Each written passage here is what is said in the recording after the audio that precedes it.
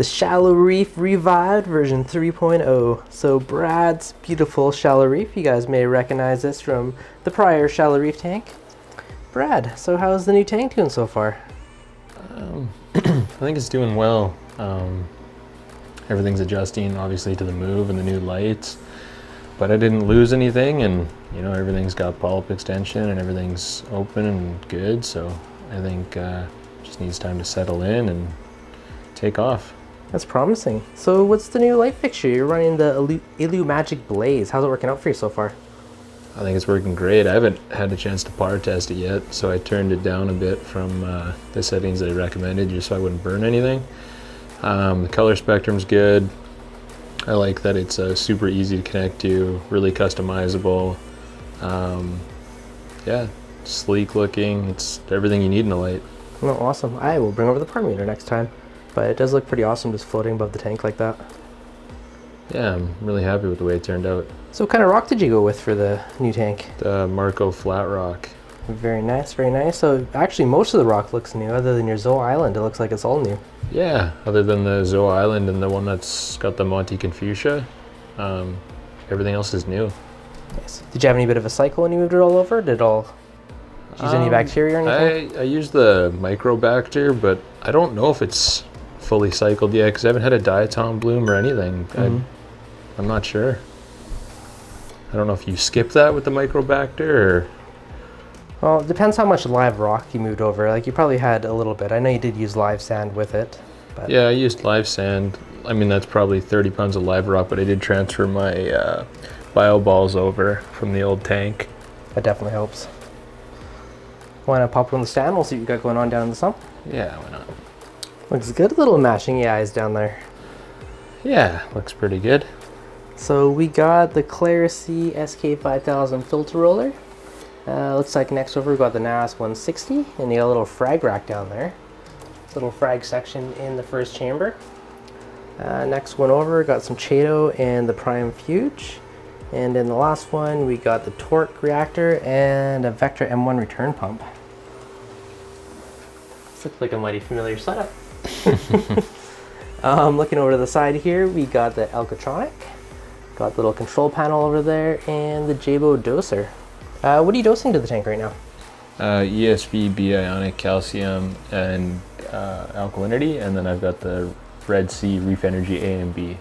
Nice. Is that all on dosers right now, or do you do that manually? All on dosers right now. Very nice, very nice. Now, you've had no issues with the Red Sea stuff? Because I know normally they say refrigerate, but you just got a straight up doser? Yeah, I actually haven't had any issues. The corals have been responding well. I was using it on the last tank, and a couple of my Paling SPS actually recolored up. Oh, nice. I don't know if it's 100% due to that stuff, but I mean, it hasn't hurt anything. It hasn't caused algae bloom like some people say, so yeah, I like it. And it looks like here you're keeping your elk at about 8.14. So what do you normally keep it at? In between 8 and 8.3, I would say. Nice, good range. All your corals are looking nice and happy. Do you know about what percentage or about how high you're running your light right now? The highest the whites go, I believe, are 60%. The blues throughout the day go from about 20 to 70, and then when the whites kick off, then I ramped the blues up to 100%. Okay, nice. That was Chris's It was a ACI aquaculture schedule? Substantially less than his. Yeah, so he took that and turned it down. I actually changed it completely. Oh, did you? I took the general idea and like the points that he had, but changed the color that they looked like, and I changed the intensities, because the intensities that he had set, they were actually bleaching some of my corals.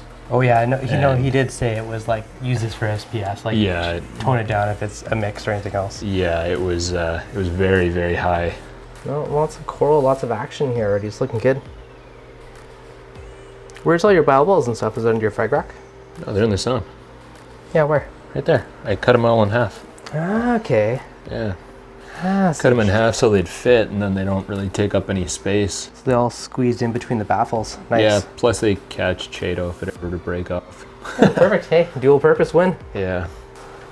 Got the good old token grassy field of GSP and a massive, massive clam. That thing is definitely huge. Yeah, he's a little closed up right now because my cleaner wrasse decides that he likes to pick at him every now and again. Oh no, at the mantle? Yeah, well, I think he's just actually going after pods, but it's funny that the smallest wrasse is the one bugging him. Yeah, little punk, eh? Little torch guard in the back's looking good. So what's your favorite fish in the tank? Probably the flame hawkfish. I got 2 of them, but their personalities is super funny. Like they perch on the glass, or they just perch and look at you, and their eyes twist around, and I don't know, they're just funny. They just watch you. They're a cool fish. Yeah. How about favorite coral? Probably the pearlberry. I think is probably my favorite at the moment. Where's that one? Right in the middle there? This one right here. This big stick one? Yeah. That's a cool one. No, the stacked rock looks really cool. I like all the little ledgy look. Looks pretty awesome, covered in coral too. Yeah, I think it'll look real nice grown in. Oh yeah, it's going to be packed. Any other future plans or things to change to the tank, or just kind of let it grow in now?